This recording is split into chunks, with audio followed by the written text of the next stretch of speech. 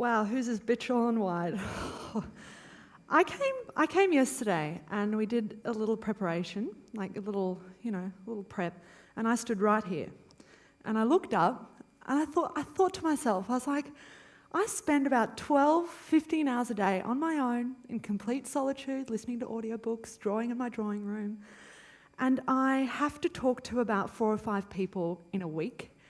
And here I am talking to 536 of you in 20 minutes. If you think you're getting a word out of me after this, you've got another thing coming because I've outdone my quota 100%.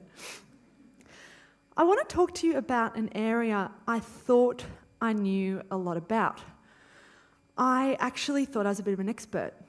I believed that the only way to become successful was to create a perfect plan and to execute it at all costs. And if you didn't execute the perfect plan, it was because you were lazy or you didn't work hard enough. It kind of brings me to the crux of what I want to say today. It's based on a quote from an incredible athlete, Mike Tyson. He said in an interview after one of his fights, he said, "Everyone has a plan until they get punched in the face." Think, how good is it?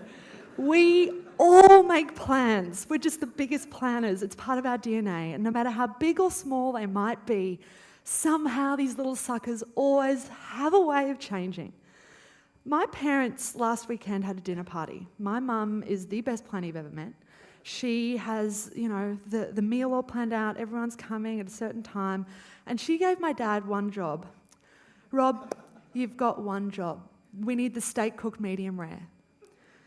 My mum got punched in the face that night. When Dad had too many Shirazes, the steak came off double well done and the night would turn to shit. They had frozen pizzas, don't worry. So I just want you to think of a plan like a boxing match. You're either one of 2 players. You're either, number 1, super tight and anxious and you have a perfect plan, you know exactly how it's all going to play out, and then when you get punched in the face, and you will get punched in the face, you fall hard because you never saw that punch coming. Or you're fighter number 2. You're someone who's a little bit more relaxed, you let it happen, you're adaptable, and because you're moving around a lot, P.S. I've never fought boxing in my life, as you can probably see, but because you're adaptable, you move around a lot, and you kind of anticipate the punch, and you bounce back, and you keep on fighting. Well, guess what? I was player number 1. I was a stubborn little know-it-all with an answer for everything, and I lived my life by the biggest rule book you have ever seen. I always set a perfect plan, and I knew that whatever I set my mind to, there wasn't a change of plan that could outsmart me. No. You've all heard of Bridezilla. I was Planzilla. I first started, building my Planzilla ways as a young elite athlete. I was a swimmer, and I was fit, I was focused, I never missed a training session, I did everything I had to do, I went above and beyond. I went to bed early, I didn't go to parties and drink with my friends and kiss boys, no, none of that. I was so focused on the prize, and I did represent my country. I had great successes as a young, developing athlete, but my plan was to make the Olympics. And guess what? Olympic trials came around. I never made the Olympics. I didn't even come close. But because that was my plan and it didn't work out exactly like I wanted it to, I quit, I gave up. And instead of pushing through and persevering and developing, I just let it all go. And I got punched so hard, I kind of started to taste blood. But don't worry, Planzilla hadn't gone anywhere, she was just starting. I then went on to the next area of my life, and I was going to be the Frank Lloyd Wright of our generation. That's it. I had this very neat 5-year university schedule all laid out in front of me. It was going to be full of hand-drawn plans and glossy magazines. But I got to year number 2 and shit started to get real. So we had this one assignment, and it was a CAD assignment. It had to be done on CAD, so you had to do it on the computer. And I had no idea I'd be so hopeless on the computer. Like, you've never seen anyone more awkward in front of a computer. That was me. And so I thought, I can outsmart you. So I drew this hand assignment. So I drew this assignment that should have been done on the computer, and I was presenting it, and I almost got away with it. And at the end of our presentations, the tutor said, if you could just, submit your CAD file along with your assignments, that'd be great. And I was like, oh, bugger, if you want to play that game, then I'm out. So I quit. I dropped out of architecture because I couldn't deal with the fact I was so hopeless at the computer programs. But don't worry, I set my sights to another plan. I was going to be the next Wolf of Wall Street. You know it. Buy low, sell high. How hard could it be? I mean, if Leo could do it, I could do it. So off I went, and I was pretty confident because I was pretty good at maths at school, and I was like, yeah, I'll probably get, headhunted by an investment bank or something, no big deal. But this is how things actually played out. I spent 5 years doing a 3-year degree, and I'm still not finished. I paid people to do my assignments. Yes, I shouldn't be saying that because there's probably a lecturer sitting in the crowd going, oh, God damn, you can't come back. In my worst semester, I enrolled in 4 subjects and failed 3. My GPA is below a fail, and my current student loan is the price of a luxury car. I had 100% hit rock bottom. I had nothing. I didn't have a plan. My uni wasn't going well. My job prospects weren't looking good. And I didn't have $1 in my bank account, not $1. I'd been out of school for 7 years, and I'd blown the entire lot on luxury clothes. I was a full-time shopaholic, not part-time, not casual, full-time. And I spent the whole lot, I just was obsessed with this perfect world of luxury retail. I kind of used this perfect world to kind of mask the own insecurities I was having in real life. So let me tell you a story about hitting rock bottom.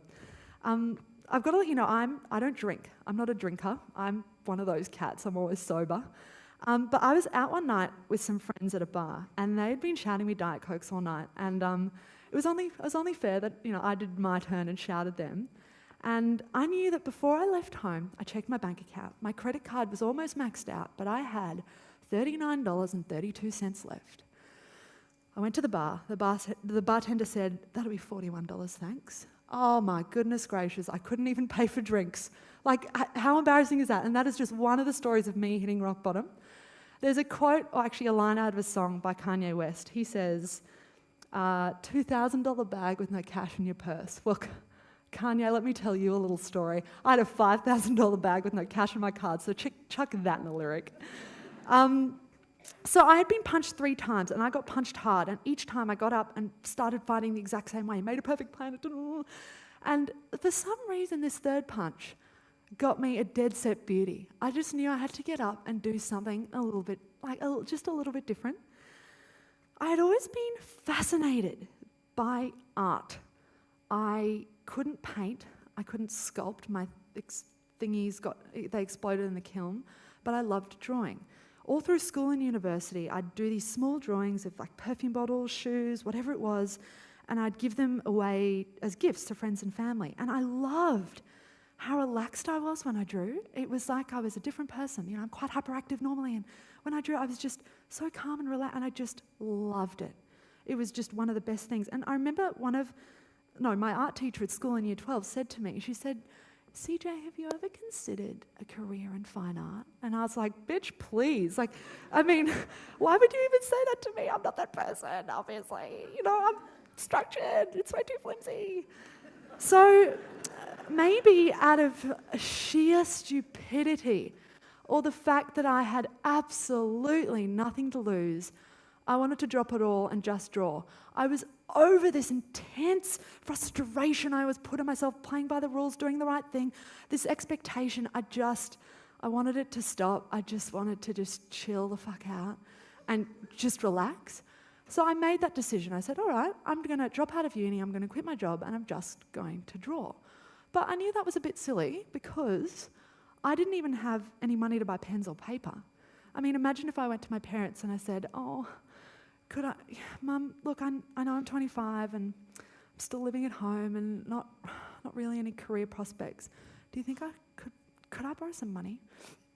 It just wouldn't have gone down so well. They would have been like, "Bitch, please."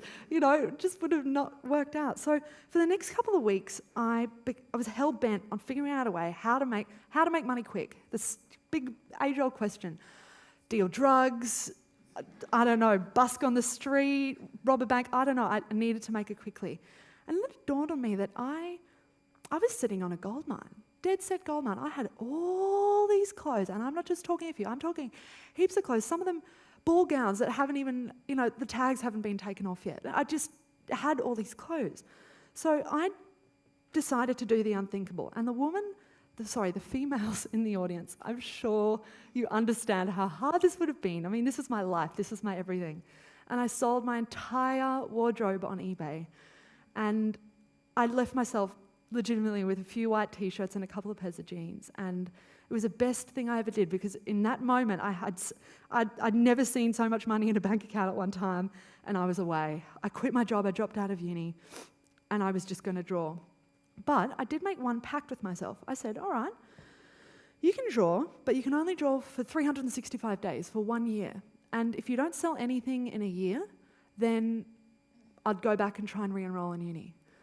So off I went, and I drew, and I spent 7 days a week drawing, and every hour of every day, and I would go to bed at 2 a.m., wake up at 7, and just draw. It was just so great. No words. It was just wonderful. But to give you an idea of how weird this whole concept seemed to people, I'd be just drawing. I bumped into a family friend, and she said, "Oh, Catherine," my name's Catherine, by the way. "Catherine, how's Mum and Dad?" And I was like, "Oh, no, really good, Mrs. Jones." And, "Catherine, how are you? I mean, are you still doing architecture?" I was like, "No, I went and did finance." "Oh, Mum said you were doing finance. Have you got a job or an internship? How's that going?" "Well, look, I'm actually not really doing that anymore. I'm just dropped out of uni. I'm just drawing." What do you mean, just drawing? Like sculptures, like landscapes, portraits?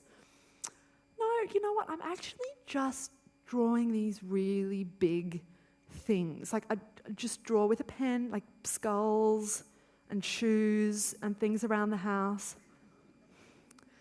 If I could have taken a photo of this woman's face and put it up behind me, it was one of utter disgust and bewilderment. It was like her little Jack Russell started speaking Japanese. She couldn't, and that conversation ended so quickly, and she ran out of there, and I don't blame her. Even my parents thought it was a little bit weird. They were like, "Honey, are you all right? Like, do you want some help?" I just kept on going. I didn't listen to anyone. I just kept on drawing, and I didn't even know if people liked it. And then my friends started chiming in. They were like, "CJ, they'd always known me as this hard, structured person who had a plan for everything." And they said, "Well, why don't you approach a gallery? Like, that's what you should do. Like, don't you want to sell them at the end of the day? Like, isn't that the plan?" And I thought about approaching a gallery, and I just thought, you know what? For the first time in my life, I haven't got a structured plan. I'm not consulting my rule book. I'm not doing things the right way. I'm not living by anyone's expectations. And I didn't want that pressure of having to do what galleries do, and I didn't think they'd like it, and they still don't. But anyway, so I just uploaded things on Instagram. I just draw, take a photo, put it on Instagram, draw, take it on Instagram. And I spent ages doing that. And there was, this was 6 months went by, and I hadn't had a sale yet. And someone contacted me on Instagram. They, after 6 months, it was a collector, and they said, "Oh, we want to come and have a look at the R.M. Williams boots you're drawing." And I was like, "Well, what do you mean? They're not even finished?" And they came, they're like, "No, we want to come and have a look tomorrow." I was like, "Oh, good God, all right." So in they came, and at this stage I was drawing in my bedroom, picking up undies off the floor, like whatever. And I was in my bedroom, and they came in, and they were asking questions, and it was the first time someone had really been impressed by what I was doing. I was kind of like, "Oh wow," like a little bit excited, like what? And they said, after a while, they said, we want to buy it." And I was like, "No." And they said, "Yeah, like we want to buy it. Like, how much do you want for it?" And I was like, "Oh, no." What I did, I just pulled a number, threw them the number, they accepted the number, and I was away. This first sale meant everything for me. It allowed me, first of all, it gave me some confidence, and secondly, hang on, I didn't have to go back to uni. I mean, how good was that? I got my sale, I was away, like, haha, Mum and Dad, like, look at me go. I'm still living at home, so things haven't really progressed. But But look, I had got that sound, and I stand here on the stage talking to you, and I've had some of the most exceptional experiences. 2 years ago, I was a kid who was pretending, to be drunk at a bar, and here I am standing in front of you explaining how, I'm a practicing artist, if you want to call it like that. And I've been given all these opportunities. I've been fortunate enough to meet one of my inspirations, Kanye West, and give him and have chat. I gave him a hug. We had chats. I gave him one of my sketches, and that was unbelievable. I've met some of the most exceptional creative minds in the world. I've had more exposure than I ever thought possible. I didn't even know that there were that many news outlets. I've sold all my works, and they sell on Instagram. Like, what? That's like a little app everyone uses. Like, what? So I've sold all these works on Instagram, and they sell out within a couple of minutes of me or my representative posting them. And it's just been no words. I'm lost for words. It's just insane. And I'm so grateful that through a series of unfortunate events, I've found a talent. And I probably have many talents, singing, cooking, whatever. But I found this talent. And I'm one of the most stoked human beings going around. There was actually, last week, this was last month, there was a family who came and said to me, we were always going to get our son a Rolex for his, for his graduation. He's graduating from law. And I was like, oh, that's great. And they said, but he came to us the other night and said he'd rather have one of your sketches. And when they told me that story, I burst into tears. I couldn't even hold it together. And there's just no words for that. And to have someone so excited and to want to be part of my crazy idea, no words. So here I am talking to you, and I want to leave you with an idea and a thought. Next time you're making a plan, and you will make one, you can't get away from it, you can't hide. But next time you make a plan, and when you get hit, we all get hit, which type of fighter are you going to be? Are you going to be one who's super intense and you've got a perfect plan and it has to go a certain way and you become Plantzilla?